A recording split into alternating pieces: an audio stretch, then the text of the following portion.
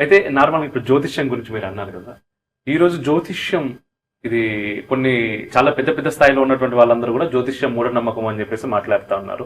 ఇంకొక వైపు కొంతమంది అంటే జ్యోతిష్యుల అంటే నిజమైనటువంటి శాస్త్రుల తెలియదు కానీ వాళ్ళందరూ కూడా పబ్లిసిటీ కోసం కొంతమేర ఎవరైతే సోకాల్ పెద్ద పెద్ద జనాలు ఉంటారో వాళ్ళకి సంబంధించినటువంటివి అది ఒక నెగిటివిటీ మాత్రమే ప్రచారం చేస్తూ జ్యోతిష్యాన్ని వాడుకుంటున్నారు.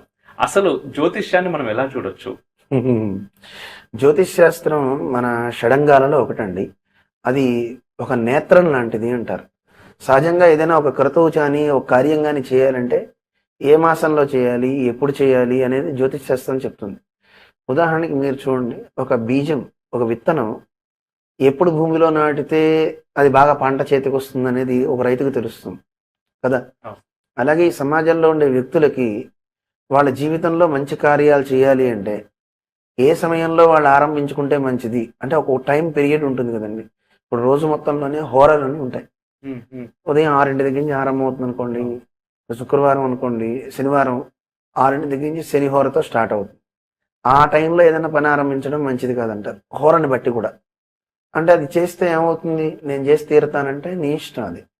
ఎందుకంటే శాస్త్ర విధిముసృజ్య వర్తతే కామకారత నస సిద్ధిం అవాప్నోతి అంటాడు కృష్ణుడు. శాస్త్రాన్ని వదిలిపెట్టి నా బుద్ధికి తోచింది చేస్తానంటే నువ్వు ప్రమాదంలో పడతావు. శాస్త్రం ఎప్పుడైనా మనిషి మంచి కోసం చెప్తుంది తప్ప తన స్వార్థం ఏం లేదు కదా. శాస్త్రానికి ఏమొస్తుంది, దేవుడికి కూడా ఏం కాదు కదా. దేవుడు ఎప్పుడు కూడా నాకు ఇది ఇవ్వండి, దీనివల్ల ఇప్పుడు మనం కిరీటం పెట్టడం వల్ల ఆయనకు వచ్చింది ఏం లేదు. తిరుమల వెంకటేశ్వరానికి పెద్ద కిరీటం అని పెడతారు, లేదా కత్తి అని పెడతారు. ఇంకా లేనిపోని బరువు ఆయన మీద పెట్టడం తప్ప ఆయనకి ఇది కావాలి అని ఆయన ఏం కోరుకోవట్లేదు కదా. కోరుతున్నాడా? ఆయనకి మనం నువ్వు ఇచ్చినా ఇవ్వకపోయినా ఏదైనా పర్వాలేదు, ఆయనకి కావాల్సింది ప్రేమ. ప్రేమతో ఉంటే చాలు. దేవుడు ఎప్పుడు అవన్నీ కోరడు. కాకపోతే ఒకటి చెప్పాడు, శాస్త్రాన్ని ఎవరైతే గనక నా ఆజ్ఞ గనక అది ఆ ఆజ్ఞని దాటతాడు, ఆజ్ఞాచ్ఛేది మమద్రోహి అన్నాడు. నా ఆజ్ఞను దాటితే వాడు ద్రోహి నాకు అయినట్టే అని. అందువల్ల శాస్త్రం, జ్యోతిషం కూడా ఒక శాస్త్రం. ఈ సమయంలో చెయ్యొద్దు, ఈ సమయంలో చెయ్యి అని చెప్తుంది. దానివల్ల ఉత్తరోత్తర మనిషికి ఒక లాభం అనేది కలుగుతూ ఉంటుంది. ఇప్పుడు చూడండి, రాత్రిపూట వర్క్ చేయకూడదు. రాత్రిపూట విశ్రాంతి తీసుకుంటే పగలంతా కష్టపడ్డాం కనుక శరీరానికి ఒక రెస్ట్ సమయం, మళ్ళీ ఎనర్జీని పుంజుకుంటుంది శరీరం. దానికోసం రెస్ట్ ఇచ్చాడు. ఆ సమయంలో మనిషి లేచి కూర్చుంటున్నాడు, నిశాచరులు అవుతున్నారు రాక్షసుల్లాగా. దీనివల్ల ఏమవుతుందండి, మీరు గమనించండి, ఎప్పుడైతే ఐటీ వచ్చిందో ఐటీ రాత్రిపూట వర్క్ చేయడం వల్ల సూర్యుడు వచ్చే సమయంలో నిద్రపోతున్నారు. వాళ్ళకి ఎన్నో అనారోగ్యాలు ఎదుర్కొంటున్నారు వాళ్ళు.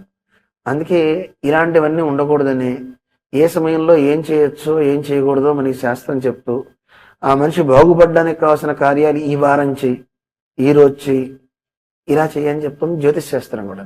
జ్యోతిషం ఎప్పుడు, శాస్త్రం ఎప్పుడు తప్పు కాదండి.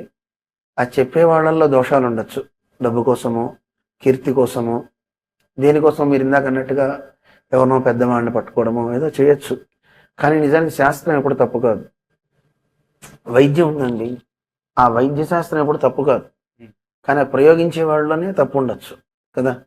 వాడు ధనాపేక్షతో లోపల బాగానే ఉన్నా ఏం లేదండి వాడు అయిపోయాడు, కొంచెం మీరు ఇది చేయండి అది చేయండి అనేవాళ్ళు కూడా ఉన్నారు. కానీ అలా ఉన్న డాక్టర్స్లో కూడా మంచి వాళ్ళు ఉన్నారు. చాలామంది మేము చూస్తున్నాం కదండి, ₹1 ఆకాంక్షించకుండా చేసే పెద్ద పెద్ద అలోపతి డాక్టర్స్ ఉన్నారు, హోమియోపతి డాక్టర్స్ ఉన్నారు, ఎందరో మహానుభావులు ఉన్నారు. ఉండబట్టి ఈ భూమి ఉందండి.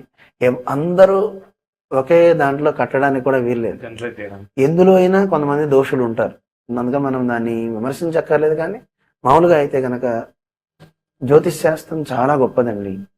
అది సరిగ్గా చెప్పే ప్రయోక్త అంటే మా గురుగారు చెప్తూ ఉంటారు, వాడు జ్యోతిష్ శాస్త్రాన్ని ఎవరైతే చెప్తారో చెప్పే వ్యక్తి అనుష్ఠానపరుడైతే, మంచి అనుష్ఠానం కనుక ఉంటే ఎదుటివాడు వచ్చింది ఎందుకు వచ్చాడో అడగకుండానే చెప్తారు.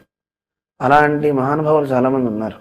ఇప్పుడు మనకి తెలంగాణ ప్రాంతంలో నంబి వేణుగోపాలస్వామి మనకు తెలిసిన ఆయన అలాగే చెప్తుంటాడు.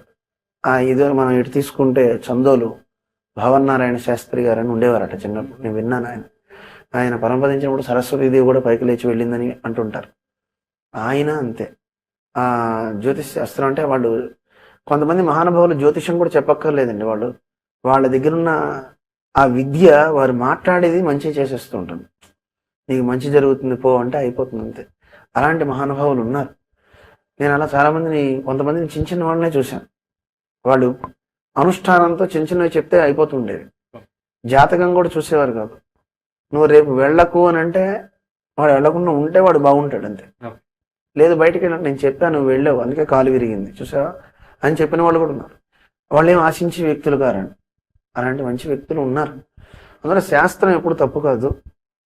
కానీ ఇందా చెప్పాం కదా, కొంతమంది స్వార్థపరుల వల్ల దానికి కళంకం ఇవ్వకూడదు. మా గురుగారు ఎప్పుడు చెప్తుంటారు జీర్స్వామి, సన్యాసంలో కావచ్చు లేదా ఏ వృత్తిలో కావచ్చు ఒక వ్యక్తి చెడుగా ప్రవర్తించాడు కదా అని చెప్పి అసలు ఆ మతమే తప్పు వాళ్ళే తప్పు అనడానికి లేదు.